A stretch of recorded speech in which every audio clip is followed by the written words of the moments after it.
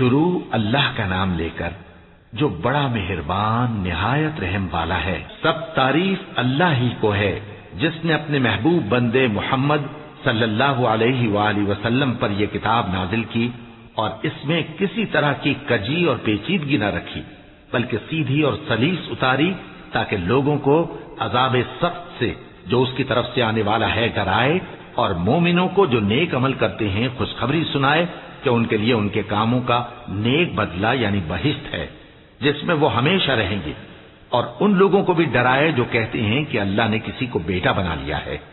ان کو اس بات کا کچھ بھی علم نہیں اور نہ ان کے باپ دادا ہی کو تھا۔ یہ بڑی سخت بات ہے جو ان کے منہ سے نکلتی ہے، اور کچھ شک نہیں کہ یہ جو کچھ کہتے ہیں محض جھوٹ ہے۔ اے پیغمبر، اگر یہ اس کلام پر ایمان نہ لائیں تو شاید تم ان کے پیچھے رنج کر کر کے اپنے تئیں ہلاک کر دو گے۔ جو چیز زمین پر ہے ہم نے اس کو زمین کے لیے زینت بنایا ہے تاکہ لوگوں کی آزمائش کریں کہ ان میں کون اچھے عمل کرنے والا ہے، اور جو چیز زمین پر ہے ہم اس کو نابود کر کے بنجر میدان کر دیں گے۔ کیا تم خیال کرتے ہو کہ غار اور لوح والے ہماری نشانیوں میں سے عجیب تھے؟ جب وہ نوجوان غار میں جا رہے تو کہنے لگے کہ اے ہمارے پروردگار، ہم پر اپنے ہاں سے رحمت نازل فرما اور ہمارے کام میں درستی کے سامان مہیا کر۔ تو ہم نے غار میں کئی سال تک ان کے کانوں پر نیند کا پردہ ڈالے رکھا، یعنی ان کو سلائے رکھا، پھر ان کو جگہ اٹھایا تاکہ معلوم کریں کہ جتنی مدت وہ غار میں رہے دونوں جماعتوں میں سے اس کی مقدار کس کو خوب یاد ہے۔ ہم ان کے حالات تم سے صحیح صحیح بیان کرتے ہیں۔ وہ کئی نوجوان تھے جو اپنے پروردگار پر ایمان لائے تھے، اور ہم نے ان کو اور زیادہ ہدایت دی تھی، اور ان کے دلوں کو مربوط یعنی مضبوط کر دیا۔ جب وہ اٹھ کھڑے ہوئے تو کہنے لگے کہ ہمارا پروردگار آسمانوں اور زمین کا مالک ہے، ہم اس کے سوا کسی کو معبود سمجھ کر نہ پکاریں گے۔ اگر ایسا کیا تو اس وقت ہم نے بے عقلی کی بات کی۔ ان ہماری قوم کے لوگوں نے اس کے سوا اور معبود بنا رکھے ہیں، بھلا یہ ان کے معبود ہونے پر کوئی کھلی دلیل کیوں نہیں لاتے؟ تو اس سے زیادہ کون ظالم ہے جو اللہ پر جھوٹ باندھے؟ اور جب تم نے ان مشرکوں سے اور جن کی یہ اللہ کے سوا عبادت کرتے ہیں ان سے کنارہ کر لیا ہے تو غار میں چل رہو، تمہارا پروردگار تمہارے لیے اپنی رحمت وسیع کر دے گا اور تمہارے کاموں میں آسانی کے سامان مہیا کرے گا۔ اور جب سورج نکلے تو تم دیکھو کہ دھوپ ان کے غار سے داہنی طرف چمٹ جائے، اور جب غروب ہو تو ان سے بائیں طرف کترا جائے، اور وہ اس غار کے کشادہ حصے میں تھے۔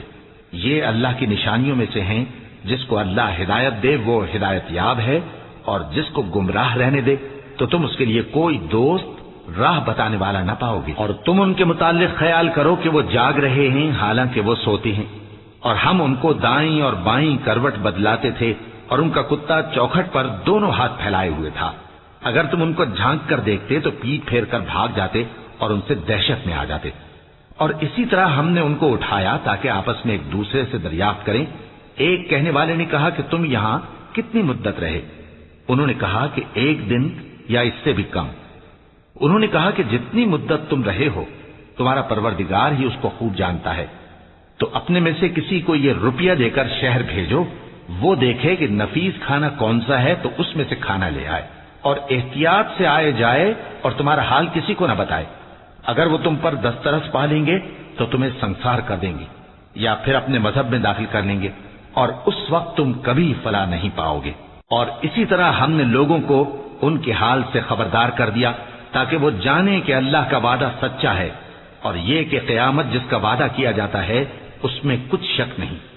اس وقت لوگ ان کے بارے میں باہم جھگڑنے لگے اور کہنے لگے کہ ان کے غار پر عمارت بنا دو۔ ان کا پروردگار ان کے حال سے خوب واقف ہے۔ جو لوگ ان کے معاملے میں غلبہ رکھتے تھے وہ کہنے لگے کہ ہم ان کے غار پر مسجد بنائیں گے۔ بعض لوگ اٹکل پچو کہیں گے کہ وہ 3 تھے اور چوتھا ان کا کتا تھا، اور بعض کہیں گے کہ وہ 5 تھے اور چھٹا ان کا کتا تھا، اور بعض کہیں گے کہ وہ 7 تھے اور 8واں ان کا کتا تھا۔ کہہ دو کہ میرا پروردگار ہی ان کے شمار سے خوب واقف ہے، ان کو جانتے بھی ہیں تو تھوڑے ہی لوگ جانتے ہیں۔ تو تم ان کے معاملے میں بحث نہ کرنا مگر سرسری سی بحث، اور نہ ان کے بارے میں ان میں سے کسی سے کچھ دریافت ہی کرنا، اور کسی کام کی نسبت نہ کہنا کہ میں اسے کل کر دوں گا، مگر انشاءاللہ کہہ کر یعنی اگر اللہ چاہے تو کر دوں گا۔ اور جب اللہ کا نام لینا بھول جاؤ تو یاد آنے پر لے لو۔ اور کہہ دو کہ امید ہے کہ میرا پروردگار مجھے اس سے بھی زیادہ ہدایت کی باتیں بتائے۔ اور اصحاب کہف اپنے غار میں 9 پر 300 سال رہے۔ کہہ دو کہ جتنی مدت وہ رہے اسے اللہ ہی خوب جانتا ہے، اسی کو آسمانوں اور زمین کی پوشیدہ باتیں معلوم ہیں، وہ کیا خوب دیکھنے والا اور کیا خوب سننے والا ہے۔ اس کے سوا ان کا کوئی کارساز نہیں، اور نہ وہ اپنے حکم میں کسی کو شریک کرتا ہے۔ اور اپنے پروردگار کی کتاب کو جو تمہارے پاس بھیجی جاتی ہے پڑھتے رہا کرو، اس کی باتوں کو کوئی بدلنے والا نہیں، اور اس کے سوا تم کہیں پناہ بھی نہیں پاؤ گے۔ اور جو لوگ صبح و شام اپنے پروردگار کو پکارتے اور اس کی خوشنودی کے طالب ہیں، ان کے ساتھ صبر کرتے رہو، اور تمہاری نگاہیں ان میں سے گزر کر اور طرف نہ دوڑیں کہ تم دنیاوی زندگی کی رونقوں کے خواستگار ہو جاؤ۔ اور جس شخص کے دل کو ہم نے اپنی یاد سے غافل کر دیا ہے اور وہ اپنی خواہش کی پیروی کرتا ہے اور اس کا کام حد سے بڑھ گیا ہے، اس کا کہا نہ ماننا۔ اور کہہ دو کہ لوگوں، یہ قرآن تمہارے پروردگار کی طرف سے برحق ہے، تو جو چاہے ایمان لائے اور جو چاہے کافر رہے۔ ہم نے ظالموں کے لیے دوزخ کی آگ تیار کر رکھی ہے جس کی قناتیں ان کو گھیر رہی ہوں گی، اور اگر فریاد کریں گے تو ایسے کھولتے ہوئے پانی سے ان کی داد رسی کی جائے گی جو پگھلے ہوئے تانبے کی طرح گرم ہوگا اور جو ان کے چہروں کو بھون ڈالے گا۔ ان کے پینے کا پانی بھی برا اور آرام گاہ بھی بری۔ اور جو ایمان لائے اور کام بھی نیک کرتے رہے تو ہم نیک کام کرنے والوں کا اجر ضائع نہیں کرتے۔ ایسے لوگوں کے لیے ہمیشہ رہنے کے باغ ہیں جن میں ان کے محلوں کے نیچے نہریں بہ رہی ہیں، ان کو وہاں سونے کے کنگن پہنائے جائیں گے، اور وہ باریک دیبا اور اطلس کے سبز کپڑے پہنا کریں گے، اور تختوں پر تکیے لگا کر بیٹھا کریں گے۔ کیا خوب بدلہ اور کیا خوب آرام گاہ ہے۔ اور ان سے 2 شخصوں کا حال بیان کرو جن میں سے ایک کو ہم نے انگور کے 2 باغ عنایت کیے تھے اور ان کے گردا گرد کھجوروں کے درخت لگا دیے تھے اور ان کے درمیان کھیتی پیدا کر دی تھی۔ دونوں باغ کثرت سے پھل لاتے اور اس کی پیداوار میں کسی طرح کی کمی نہ ہوتی، اور دونوں میں ہم نے ایک نہر بھی جاری کر رکھی تھی، اور اس طرح اس شخص کو ان کی پیداوار ملتی رہتی تھی۔ تو ایک دن جبکہ وہ اپنے دوست سے باتیں کر رہا تھا، کہنے لگا کہ میں تم سے مال و دولت میں بھی زیادہ ہوں اور جتھے اور جماعت کے لحاظ سے بھی زیادہ عزت والا ہوں، اور ایسی شیخیوں سے اپنے حق میں ظلم کرتا ہوا اپنے باغ میں داخل ہوا۔ کہنے لگا کہ میں نہیں خیال کرتا کہ یہ باغ کبھی تباہ ہو، اور نہ خیال کرتا ہوں کہ قیامت برپا ہو، اور اگر میں اپنے پروردگار کی طرف لوٹایا بھی جاؤں تو وہاں ضرور اس سے اچھی جگہ پاؤں گا۔ تو اس کا دوست جو اس سے گفتگو کر رہا تھا کہنے لگا کہ کیا تم اس ذات سے کفر کرتے ہو جس نے تم کو مٹی سے پیدا کیا، پھر نطفے سے، پھر تمہیں پورا آدمی بنایا؟ مگر میں تو یہ کہتا ہوں کہ اللہ ہی میرا پروردگار ہے، اور میں اپنے پروردگار کے ساتھ کسی کو شریک نہیں کرتا۔ اور جب تم اپنے باغ میں داخل ہوئے تو تم نے ماشاء اللہ لا قوت الا باللہ کیوں نہ کہا؟ اگر تم مجھے مال و اولاد میں اپنے سے کمتر دیکھتے ہو تو عجب نہیں کہ میرا پروردگار مجھے تمہارے باغ سے بہتر عطا فرمائے، اور تمہارے اس باغ پر آسمان سے آفت بھیج دے تو وہ صاف میدان ہو جائے، یا اس باغ کی نہر کا پانی گہرائی میں اتر جائے تو پھر تم اسے تلاش نہ کر سکو، اور اس کے میووں کو عذاب نے آ گھیرا اور وہ اپنی چھتریوں پر گر کر رہ گیا، تو جو مال اس نے اس پر خرچ کیا تھا اس پر حسرت سے ہاتھ ملنے لگا اور کہنے لگا کہ کاش میں اپنے پروردگار کے ساتھ کسی کو شریک نہ بناتا۔ اس وقت اللہ کے سوا کوئی جماعت اس کی مددگار نہ ہوئی اور نہ وہ بدلہ لے سکا۔ یہاں سے ثابت ہوا کہ حکومت سب اللہ کی ہے، جو معبود برحق ہے وہی بہترین ثواب عطا کرنے والا اور بہترین انجام لانے والا ہے۔ اور ان سے دنیا کی زندگی کی مثال بھی بیان کر دو کہ وہ ایسی ہے جیسے پانی جسے ہم نے آسمان سے برسایا تو اس کے ساتھ زمین کی پیداوار مل کر نکلی، پھر وہ چورا چورا ہو گئی کہ ہوائیں اسے اڑاتی پھرتی ہیں، اور اللہ تو ہر چیز پر قدرت رکھتا ہے۔ مال اور بیٹے تو دنیا کی زندگی کی رونق و زینت ہیں، اور نیکیاں جو باقی رہنے والی ہیں وہ ثواب کے لحاظ سے تمہارے پروردگار کے ہاں بہت اچھی اور امید کے لحاظ سے بہت بہتر ہیں۔ اور جس دن ہم پہاڑوں کو چلائیں گے اور تم زمین کو صاف میدان دیکھو گے اور ان لوگوں کو ہم جمع کر لیں گے تو ان میں سے کسی کو بھی نہیں چھوڑیں گے، اور سب تمہارے پروردگار کے سامنے صف باندھ کر لائے جائیں گے۔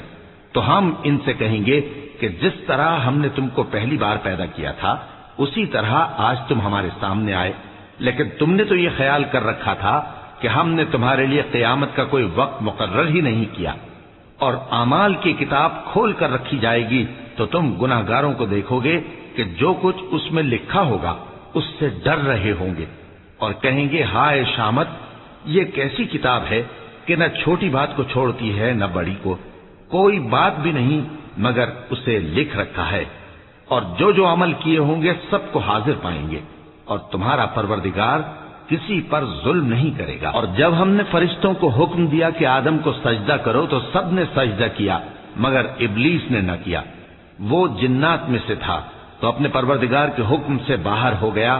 کیا تم اس کو اور اس کی اولاد کو میرے سوا دوست بناتے ہو، حالانکہ وہ تمہارے دشمن ہیں، اور شیطان کی دوستی ظالموں کے لیے اللہ کی دوستی کا برا بدل ہے۔ میں نے ان کو نہ تو آسمانوں اور زمین کے پیدا کرنے کے وقت بلایا تھا اور نہ خود ان کے پیدا کرنے کے وقت، اور میں ایسا نہ تھا کہ گمراہ کرنے والوں کو مددگار بناتا۔ اور جس دن اللہ فرمائے گا کہ اب میرے شریکوں کو جن کی نسبت تم معبود ہونے کا گمان رکھتے تھے بلاؤ، تو وہ ان کو بلائیں گے مگر وہ ان کو کچھ جواب نہ دیں گے، اور ہم ان کے درمیان ہلاکت کی ایک جگہ بنا دیں گے، اور گناہگار لوگ دوزخ کو دیکھیں گے تو یقین کر لیں گے کہ وہ اس میں پڑنے والے ہیں، اور اس سے بچنے کا کوئی راستہ نہ پائیں گے۔ اور ہم نے اس قرآن میں لوگوں کے سمجھانے کے لیے طرح طرح کی مثالیں بیان فرمائی ہیں، لیکن انسان سب چیزوں سے بڑھ کر جھگڑالو ہے، اور لوگوں کے پاس جب ہدایت آ گئی تو ان کو کس چیز نے منع کیا کہ ایمان لائیں اور اپنے پروردگار سے بخشش مانگیں، بجز اس کے کہ اس بات کے منتظر ہوں کہ انہیں بھی پہلوں کا سا معاملہ پیش آئے یا ان پر عذاب سامنے سے آ جائے۔ اور ہم جو پیغمبروں کو بھیجا کرتے ہیں تو صرف اس لیے کہ لوگوں کو اللہ کی نعمتوں کی خوشخبریاں سنائیں اور عذاب سے ڈرائیں، اور جو کافر ہیں وہ باطل کی مدد سے جھگڑا کرتے ہیں تاکہ اس سے حق کو پھسلا دیں، اور انہوں نے ہماری آیتوں کو اور جس چیز سے ان کو ڈرایا جاتا ہے اسے ہنسی بنا لیا ہے۔ اور اس سے بڑھ کر ظالم کون، جس کو اس کے پروردگار کی آیات کے ذریعے سمجھایا گیا تو اس نے ان سے منہ پھیر لیا، اور جو اعمال وہ آگے کر چکا اس کو بھول گیا۔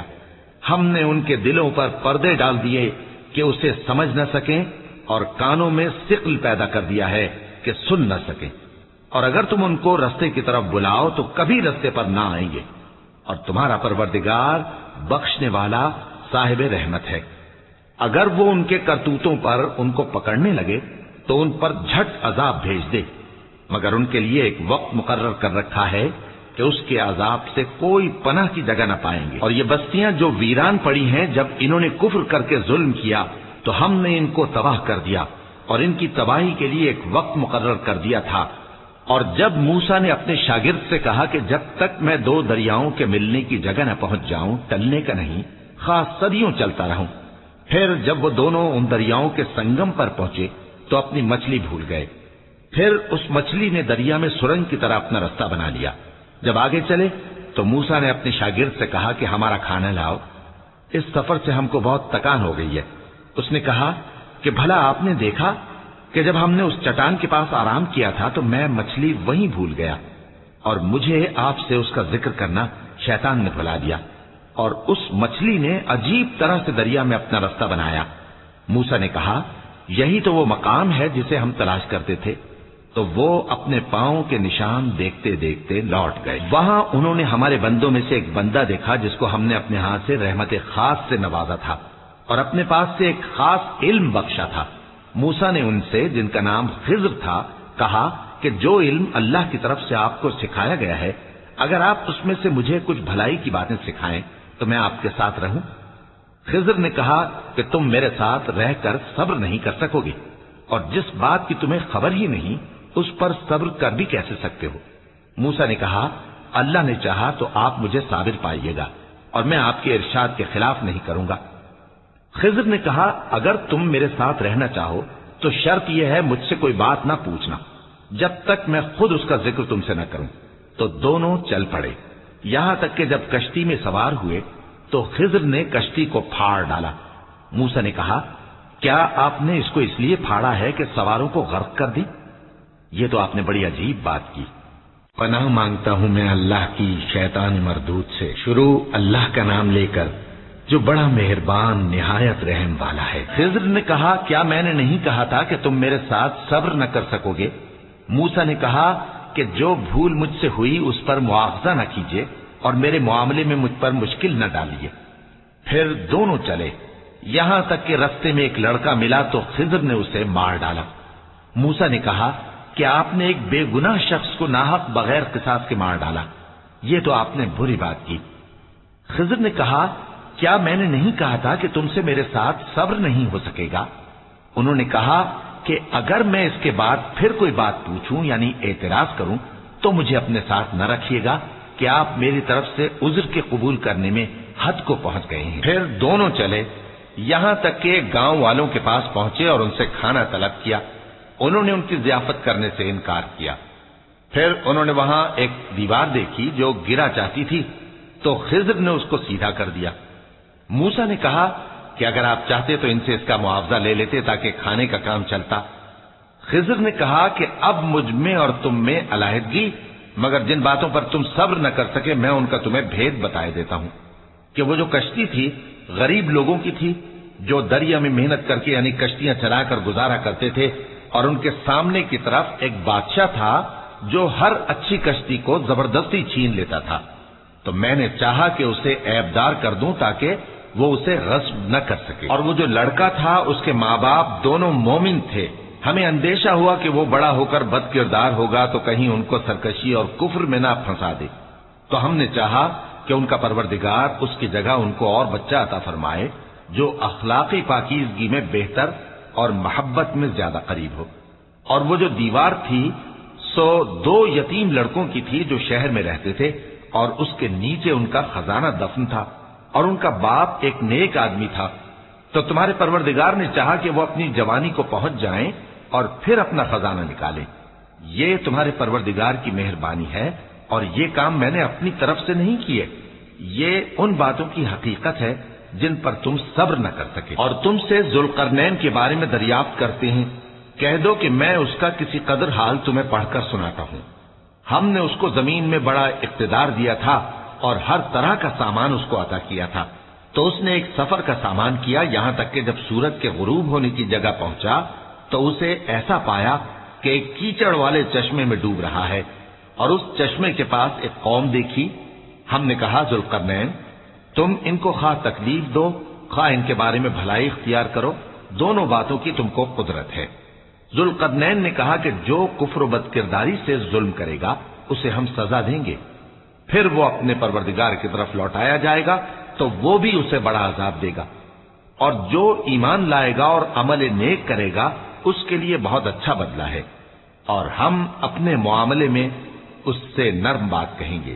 پھر اس نے ایک اور سامان سفر کیا، یہاں تک کہ سورج کے طلوع ہونے کے مقام پر پہنچا تو دیکھا کہ وہ ایسے لوگوں پر طلوع ہوتا ہے جن کے لیے ہم نے دھوپ سے بچاؤ کی کوئی اوٹ نہیں بنائی تھی۔ حقیقت یوں ہی تھی، اور جو کچھ اس کے پاس تھا ہم کو سب کی خبر تھی۔ پھر اس نے ایک اور سفر کا سامان کیا، یہاں تک کہ 2 اونچے سیدھے پہاڑوں کے درمیان پہنچا تو دیکھا کہ ان کے اس طرف کچھ لوگ ہیں کہ بات کو سمجھ نہیں سکتے۔ ان لوگوں نے کہا کہ اے ذوالقرنین، یاجوج اور ماجوج اس علاقے میں فساد کرتے رہتے ہیں، بھلا ہم آپ کے لیے خرچ کا انتظام کر دیں کہ آپ ہمارے اور ان کے درمیان ایک دیوار کھینچ دیں۔ ذوالقرنین نے کہا کہ خرچ کا جو مقدور اللہ نے مجھے بخشا ہے وہ بہت اچھا ہے، تم مجھے قوت بازو سے مدد دو، میں تمہارے اور ان کے درمیان ایک مضبوط رکاوٹ بنا دوں گا۔ تم لوہے کے بڑے بڑے تختے میرے پاس لاؤ۔ چنانچہ کام جاری کر دیا گیا، یہاں تک کہ جب اس نے دونوں پہاڑوں کے درمیان کا حصہ برابر کر دیا اور کہا کہ اب اسے دھوکو، یہاں تک کہ جب اس کو دھونک دھونک کر آگ کر دیا تو کہا کہ اب میرے پاس تانبا لاؤ کہ اس پر پگھلا کر ڈال دوں۔ پھر ان میں یہ قدرت نہ رہی کہ اس پر چڑھ سکیں، اور نہ یہ طاقت رہی کہ اس میں نقب لگا سکیں۔ بولا کہ یہ میرے پروردگار کی مہربانی ہے، پھر جب میرے پروردگار کا وعدہ آ پہنچے گا تو اس کو ڈھا کر ہموار کر دے گا، اور میرے پروردگار کا وعدہ سچا ہے۔ اس روز ہم ان کو چھوڑ دیں گے کہ روئے زمین پر پھیل کر ایک دوسرے میں گھس جائیں گے، اور سور پھونکا جائے گا تو ہم سب کو جمع کر لیں گے، اور اس روز ہم جہنم کو کافروں کے سامنے لائیں گے جن کی آنکھیں میری یاد سے پردے میں تھیں اور وہ سننے کی طاقت نہیں رکھتے تھے۔ اب کیا کافر یہ خیال کرتے ہیں کہ وہ میرے بندوں کو میرے سوا اپنا کارساز بنائیں گے تو میں خفا نہیں ہوں گا؟ ہم نے ایسے کافروں کے لیے جہنم کی مہمانی تیار کر رکھی ہے۔ کہہ دو کہ ہم تمہیں ایسے لوگ بتائیں جو اعمال کے لحاظ سے بڑے نقصان میں ہیں۔ یہ وہ لوگ ہیں جن کی دوڑ دھوپ دنیا کی زندگی میں برباد ہو گئی اور وہ یہ سمجھے ہوئے ہیں کہ وہ اچھے کام کر رہے ہیں۔ یہ وہ لوگ ہیں جنہوں نے اپنے پروردگار کی آیتوں کو نہ مانا اور اس کے سامنے جانے سے انکار کیا، تو ان کے اعمال ضائع ہو گئے۔ سو ہم قیامت کے دن ان کے لیے کچھ بھی وزن قائم نہیں کریں گے۔ یہ ان کی سزا ہے، یعنی جہنم، اس لیے کہ انہوں نے کفر کیا اور ہماری آیتوں اور ہمارے پیغمبروں کی ہنسی اڑائی۔ جو لوگ ایمان لائے اور عمل نیک کیے ان کے لیے بہشت کے باغ بطور مہمانی ہوں گے، ہمیشہ ان میں رہیں گے اور وہاں سے مکان بدلنا نہ چاہیں گے۔ کہہ دو کہ اگر سمندر میرے پروردگار کی باتوں کے لکھنے کے لیے روشنائی ہو تو قبل اس کے کہ میرے پروردگار کی باتیں تمام ہوں سمندر ختم ہو جائے، اگرچہ ہم ویسا ہی اور اس کی مدد کو لائیں۔ کہہ دو کہ میں تمہاری طرح کا ایک بشر ہوں، البتہ میری طرف وہی آتی ہے کہ تمہارا معبود وہی ایک معبود ہے۔ تو جو شخص اپنے پروردگار سے ملنے کی امید رکھے چاہیے کہ عمل نیک کرے اور اپنے پروردگار کی عبادت میں کسی کو شریک نہ بنائے۔